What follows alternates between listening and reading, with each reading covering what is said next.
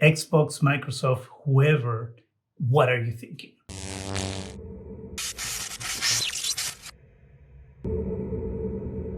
Hi, welcome to Zgadgetreview. Microsoft, Xbox, whoever, today announced that they are going to be raising their prices, consoles, peripherals, and games. And this is just ridiculous. The truth is that this is really triggered by Nintendo.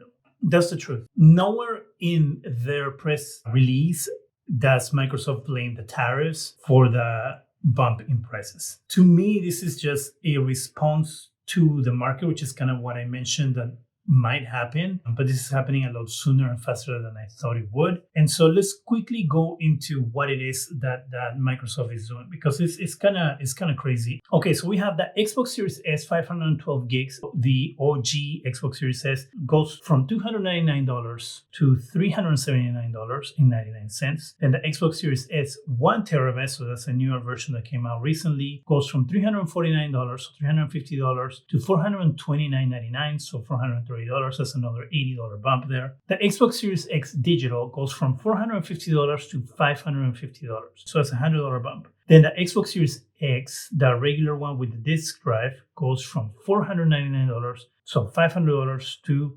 $599, so $600.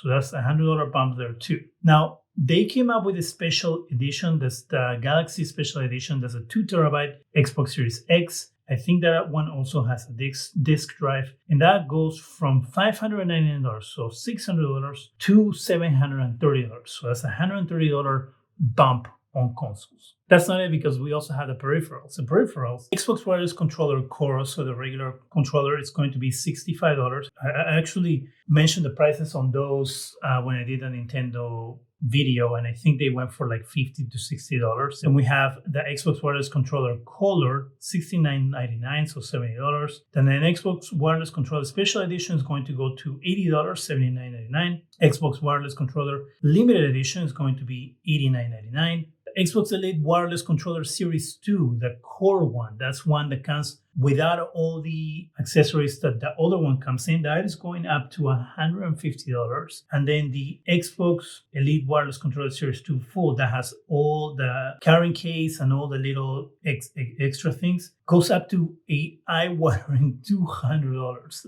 $200 for a controller, crazy. The Xbox Stereo headset, which is the one that's wired, costs $64.99, so $65. And the Xbox Wireless headset is going to go from $109.99, so $110, to $119.99, so $120. The worst part out of all of this is the games. Microsoft is going to raise the price for their games from $60 right now to $80. Those are going to be first-party games starting this holiday, which means guaranteed the Call of Duty is going to cost $80. The upcoming Call of Duty game, you can book it, it's going to be $80. Gears of War is going to have a reboot, which I think is supposed to come out this holiday as well. We're going to hear more during E3, or the non-existent E3, the time period where E3 used to be. Like those two games, I can tell you that will cost $80. Now, that saving grace out of all this, if that's what you want to call it, is that they haven't raised the prices for Game Pass yet. And I say yet because they just increased the price of Game Pass recently, so it will be crazy of them to increase the price again so soon. I mean, Netflix seems to do it every quarter. Why am I blaming Nintendo for this? Is because I do not think that Microsoft would have done this if Nintendo didn't come out of the gate with freaking Mario Kart for $80. And I get the Mario Kart is a popular game, franchise, blah, blah, blah. But that game does not warrant an $80 price at all, for no reason. Absolutely not. The other problem is that you cannot blame tariffs on raising the prices of games, because most games nowadays are digital. Most of these games don't even ship with a disc. So to say, hey, well, the manufacturing, it happens in China or whatever, that's going to bump the price. No, I will take that if Microsoft has said, okay, the games are going to be $70 if you go to digital, $80 if you buy a physical copy. But that's not what they said. These games are going to be $80 no matter how you buy them. And as I said before, the gaming industry isn't dying. The gaming industry makes billions of dollars every single year. So if you're going to sit there and be like, well, you know, they need the money in order to continue developing games again. No, they're making money hand over fist with all the microtransactions. I don't understand what they are thinking about. Because the other thing on this is that the Xbox Series X is an old console. The console came out, 2020? It's an old console. It's like a 5-year-old console in a couple of months. By what? October, November, this console is going to be 5 years old. And you're raising the price when the price on this is supposed to be going down. And I get it. The manufacturing stuff is going to go up because of the tariffs and stuff. But I will maybe cut some slack to Xbox if they were selling an upgraded Xbox like the PS5 Pro, and they were like, okay, we're going to come out with the Xbox Series X Pro, if that's what you want to call it, and we're going to charge $700 for it or $600 for it. And the other suspect thing for me that Microsoft is doing this right now is because if you didn't know, they announced their earnings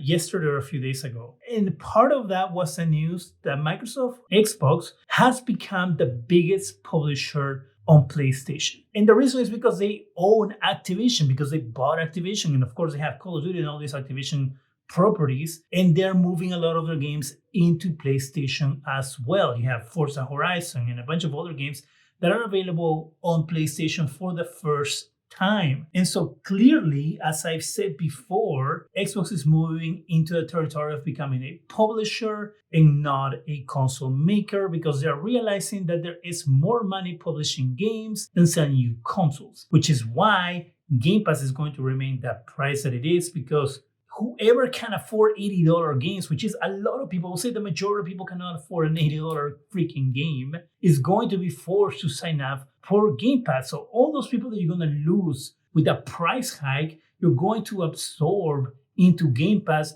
It is kind of a genius business move, but a shitty move nonetheless. I am a Game Pass subscriber because that's how I play most of my games. I'm not going to spend $60 a game. And when I buy games, I buy them heavily discounted when they are on sale. Like I bought RoboCop like a couple of weeks ago for like $13 or $20, something like that. I think it was like $15.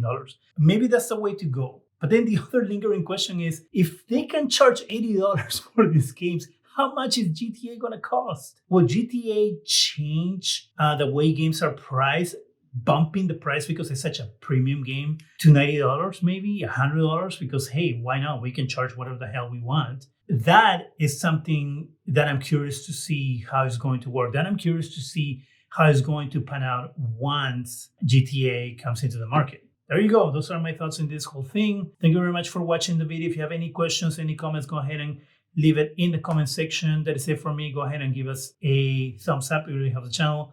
Go ahead and hit that bell so you can be alerted every time we have new videos. Make sure you subscribe. And thank you very much for watching.